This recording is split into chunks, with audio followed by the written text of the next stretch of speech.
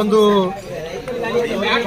ಸೂರತ್ ಚೆನ್ನೈ ರಾಷ್ಟ್ರೀಯ ಹೆದ್ದಾರಿಯ ಗುತ್ತಿಗೆದಾರರು ಇವತ್ತು ನಮ್ಮ ರೈತರಿಗೆ ಹಲವಾರು ರೀತಿಯಾದಂಥ ತೊಂದರೆಗಳು ಮತ್ತು ಅವರಿಗೆ ಅನ್ಯಾಯ ಮಾಡಿದ್ದನ್ನು ನಾವು ಖಂಡಿಸಿ ಇವತ್ತಿನ ದಿವಸ PNC ಕಂಪ್ನಿ ಎದುರುಗಡೆ ನಾವು ರೈತರ ಒಂದಿಗೆ ಸೇರಿ ಪ್ರತಿಭಟನೆಯನ್ನು ಮಾಡ್ತಾ ಇದ್ದೀವಿ.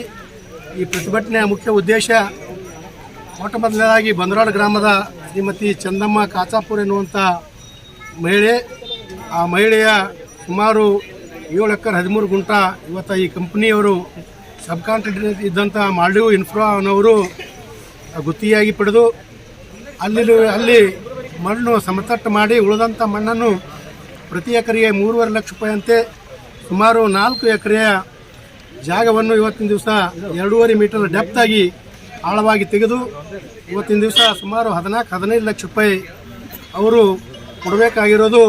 ಅದರಂತೆ ಅಗ್ರಿಮೆಂಟ್ ಕೂಡ ಇವತ್ತು 10/6/2023 ಆಗಿತ್ತು. ಆ ಅಗ್ರಿಮೆಂಟ್ದಂತೆ ಕೇವಲ 1.5 ಲಕ್ಷ ಮಾತ್ರ ಆ ಹೆಣ್ಮಗಳಿಗೆ ಹಣವನ್ನು ಕೊಟ್ಟು ಉಳಿದ ಹಣವನ್ನು ಇಂದು ಕೊಡ್ತೀನಿ ನಾಳೆ ಕೊಡ್ತೀನಿ ಅಂತೇಳಿ ಸತಾಯಿಸ್ಕೊಂಡು ಬಂದು ಆ ಹೆಣ್ಮಗಳಿಗೆ ಶೋಷಣೆಯನ್ನು ಮಾಡಿದ್ದಾರೆ. ಅದಲ್ಲದೆ ಇವತ್ತಿನ ದಿವಸ ಸರ್ಕಾರ ಮಧ್ಯ ಪ್ರವೇಶಿಸಿ ಆ ಹೆಣ್ಮಗಳಿಗೆ ನ್ಯಾಯ ಕೊಡಿಸಬೇಕಾಗಿತ್ತು. ಆದರೆ ಸರ್ಕಾರ ಇವತ್ತಿನ ದಿವಸ ಗಣಿ ಮತ್ತು ಭೂವಿಜ್ಞಾನ ಇಲಾಖೆ ಸುಮಾರು 39 ಲಕ್ಷ ನೀನು ಅಕ್ರಮವಾಗಿ ಇವತ್ತು ಮರಳು ಸಾಗಾಣಿಕೆ ಮಾಡಿದಿ, ಅದಕ್ಕೆ ನೀವು 39 ಲಕ್ಷ ರೂಪಾಯಿ ಕಟ್ಟಬೇಕು ಅನ್ನುವಂಥ ನೋಟಿಸನ್ನು ಕೊಟ್ಟಾಗ ಆ ಹೆಣ್ಮಗಳು ದಿಗ್ಭ್ರಮೆಗೊಂಡು ಇವತ್ತು ಆತ್ಮಹತ್ಯೆ ಮಾಡ್ಕೊಳಕ್ಕೆ ಹೋಗಿದ್ಳು. ಆ ಹೆಣ್ಮಗ ಅದನ್ನು ನಮ್ಮ ಗಮನಕ್ಕೆ ಬಂದಾಗ ನಾವೆಲ್ಲ ರೈತ ಹೋರಾಟಗಾರರು ಸೇರಿಕೊಂಡು ಆ ಹೆಣ್ಮಗಳಿಗೆ ಸಾಂತ್ವನ ಹೇಳಿ, ಅಮ್ಮ ನಿಮಗೆ ನ್ಯಾಯ ಕೊಡ್ತಾ ಇದ್ದೀವಿ, ನೀವು ದಯವಿಟ್ಟು ತೊಂದರೆ ಅನುಭವಿಸಬೇಡ್ರಿ ಅನ್ನುವಂಥ ಮಾತನ್ನು ಹೇಳಿದಾಗ ಆ ಹೆಣ್ಮಗಳು ಇವತ್ತು ಕಣ್ಣೀರಿಡುತ್ತಾ ಈ ಫ್ಯಾಕ್ಟ್ರಿ ಅವ್ರೇನು ಹೇಳ್ತಾರೆ. ಈಗ ಆ ಫ್ಯಾಕ್ಟ್ರಿ ಅವ್ರಿಗೆ ಸಂಬಂಧಪಟ್ಟಂತೆ ನಾವು ಮಾತನಾಡಿದಾಗ ನಾವು ಇವತ್ತು ಕೊಡ್ತೀವಿ ನಾಳೆ ಕೊಡ್ತೀವಿ ಅಂತೇಳಿ ಇವತ್ತು ಹೇಳ್ತಾರೆ, ಅವ್ರು ಕೊಡಲ್ಲ ಅಂತ ಹೇಳಲ್ಲ. ಆದ್ರೆ ಎಂದು ಕೊಡೋಲ್ಲ. ಆ ಕುಟುಂಬ ಇವತ್ತು ಬೀದಿ ಪಾಲಾಗ್ಯದ. ಆ ಹೊಲನೂ ಕೂಡ ಊಟ ಮಾಡೋಂಗಿಲ್ಲ, ಅಲ್ಲಿ ಏನು ಬೆಳೆ ಬೆಳೆಯೋಂಗಿಲ್ಲ, ಏನೂ ಇಲ್ಲ. ಇವತ್ತು ಆ ಹೆಣ್ಮಗಳು ಇವತ್ತು ತೊಂದರೆ ಅಲ್ಲದಲ್ಲ. ಇದಕ್ಕೆ ಸಂಬಂಧಪಟ್ಟಂತೆ ನಾವು ತಹಶೀಲ್ದಾರು, ಪೊಲೀಸರು ಎಲ್ಲರ ಬಳಿಯೂ ಕೂಡ ಸುಮಾರು 6 ತಿಂಗಳಿಂದ ಇವತ್ತು ನಾವೆಲ್ಲರೂ ಭೇಟಿ ಕೊಟ್ಟಾಗ ಆ ಹೆಣ್ಮಗಳಿಗೆ ಯಾರೂ ನ್ಯಾಯ ಕೊಡ್ಲಿಕ್ಕೆ ಬಂದಿಲ್ಲ. ಇವತ್ತು ಅಂತಿಮವಾಗಿ ಇವತ್ತೂ ಕೂಡ ಬೆಳಗ್ಗೆಯಿಂದ ಏನು ನಮ್ಮ PNC ಕಂಪ್ನಿ ಮುಂದೆ ನಾವು ಧರಣಿ ಸತ್ಯಾಗ್ರಹವನ್ನು ಮಾಡುವ ಮುಖಾಂತರ ಆ ಕಂಪ್ನಿಯವ್ರು ನೀವು ದಯವಿಟ್ಟು ಬನ್ನಿರಿ, ಆ ರೈತರ ಸಮಸ್ಯೆ ಕೇಳ್ರಿ ಅಂದ್ರೆ ಇಲ್ಲಿವರೆಗೂ ಕೂಡ ಯಾರಿಗೂ ಬಂದಿಲ್ಲ.